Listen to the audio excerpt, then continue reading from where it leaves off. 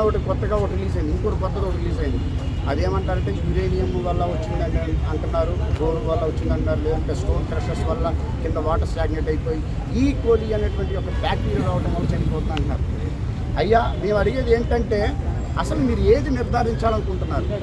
అది water contamination ద్వారా జరిగిందా, కల్తీ మీరు అమ్ముతున్నటువంటి కల్తీ మందు వల్ల జరుగుతుందా, లేదనుకుంటే యురేనియం ఈ కోలి బ్యాక్టీరియా జరుగుతుందా, మెలీడియోసిస్ దానికి జరుగుతుందా, అసలు ఏం జరుగుతుంది? మీరు ఒక 3 వారాల నుంచి ఇంత టైం తీసుకొని ఇంత చేస్తున్నప్పుడు మీరు అందరూ కూడాను ఒక ప్రాపర్ రిపోర్ట్ ఇవ్వడానికి 3 వారాలు పట్టుద్దా? ఇక్కడ మరణాలతో వరుస మరణాలతో అందరూ కూడా చాలామంది కూడా భయాందోళనకు గురవుతున్నారు. తురకపాలెంలో ప్రజలందరూ కూడా, ముఖ్యంగా మరి చెప్పాలంటే పల్లెల్లో ప్రజలు కానీ, ఈసీలో కానీ, అక్కడ ఏరియాలో వాళ్ళందరూ కూడా భయాందోళనకు గురవుతున్నారు. ఈ విషయం మీకు పట్టట్లేదా? 3 వారాల నుంచి వాళ్ళందరూ ఇబ్బంది పడుతుంటే రోజుకోటి తీసుకొచ్చి ఇక్కడ మీరు వ్యక్తపరుస్తారు. ఇది ఎంతవరకు సబబు?